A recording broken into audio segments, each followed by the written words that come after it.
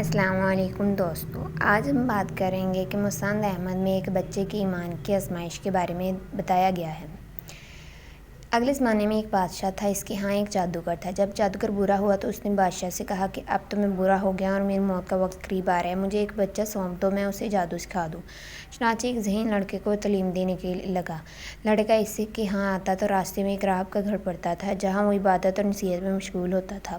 وہ وہاں کھڑا ہو جاتا اور اس کے طریقہ عبادت کو دیکھتا اور سنتا، آتے جاتے یہاں رک جایا کرتا تھا۔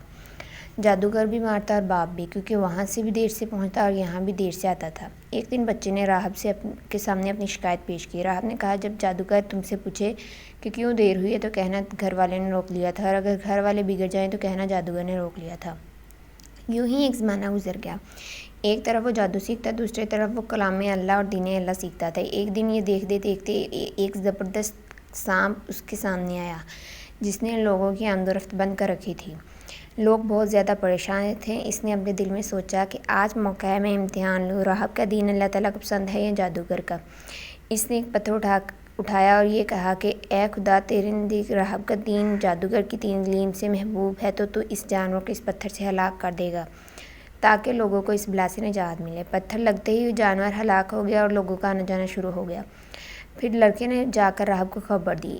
راہب نے کہا کہ پیارے بچے، آج کے دن تم مجھ سے زیادہ افضل ہو گیا، اب خدا کی طرف سے تیری آزمائش ہوگی۔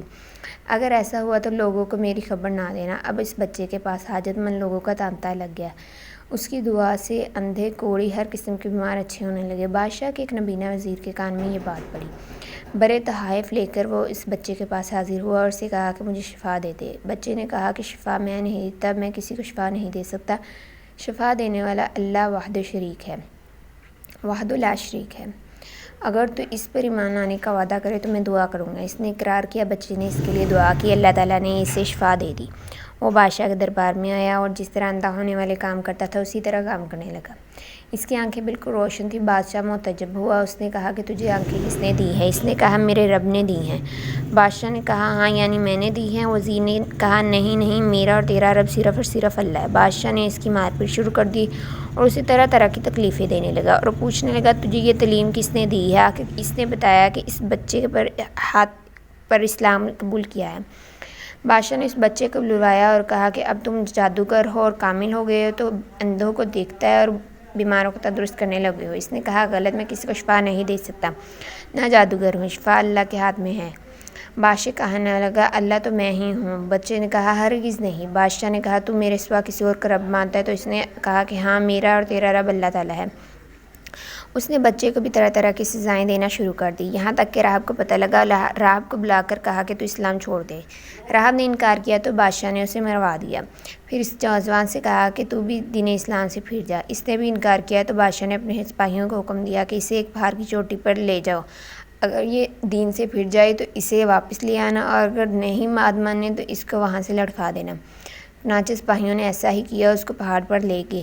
بچے نے وہاں جا کے اللہ تعالیٰ سے دعا کی، جس کی وجہ سے اللہ تعالیٰ نے اس کی دعا قبول کی اور پورے پہاڑ کو ہلا دیا، جس کی وجہ سے تمام سپاہی نیچے گر گئے، لیکن بچہ وہیں بچا رہا۔ بچہ بادشاہ کے پاس واپس آیا۔ بادشاہ نے کہا یہ کیا ہوا، میرے سب سپاہی کہاں ہیں؟ تو بچے نے اسے سارا واقعہ بتایا۔ بادشاہ نے دوبارہ اپنے سپاہیوں کو بھیجا کہ اس کو کشتی میں بٹھا کر لے جاؤ اور سمندر میں پھینک دینا۔ یہ لوگ اسے لے کر چلے گئے۔ بیچ سمندر کے پہنچ کے جب اسے پھینکنا چاہا تو پھر بچے نے وہی دعا کی اور اللہ تعالیٰ نے اسے بچا لیا، کیونکہ ایک موج آئی اور تمام سپاہی سمندر میں بہہ گئے، صرف وہی بچہ باقی بچا۔ پھر وہ بادشاہ کے پاس واپس آیا کہ میرے رب نے مجھے بچا لیا، رے بادشاہ تو چاہے کتنی تدبیریں کر لے مجھے ہلاک نہیں کر سکتا، صرف ایک طریقہ ہے جس سے میری جان نکل سکتی ہے۔ اس بچے نے کہا کہ اگر تم تمام لوگوں کو ایک میدان میں اکٹھا کرو، پھر کھجور کے تنے پر مجھے سولی چڑھاؤ اور میرے تیر کمان پر چڑھا دو تو میں اللہ تعالیٰ کے اس کے اوپر لکھا ہو کہ اللہ کے نام سے جو اس بچے کا رب ہے پڑھ کر میری طرف پھینکو تو میں مر جاؤں گا۔ بادشاہ نے یہی کیا اور تیر بچے کی کن پٹی میں لگا۔ اس نے اپنے ہاتھ اس جگہ رکھ لیا، چاروں طرف سے یہ آوازیں بلند ہو گئی اور وہ بچہ بچ گیا، جس کی وجہ سے بادشاہ کے ساتھی بڑے گھبرائے اور کہنے لگے ہم نے تو اس بچے کی ترکیب سمجھی ہی نہیں، مطلب بچے نے چالاکی سے ہی تمام لوگوں کو دین اسلام میں داخل ہونے کا دعوت دی۔ ہم نے اسے اس لیے قتل کیا تھا کہ کہیں اس کا مذہب پھیل نہ جائے، لیکن جو ڈر تھا سامنے آ گیا اور سب لوگ مسلمان ہو گئے۔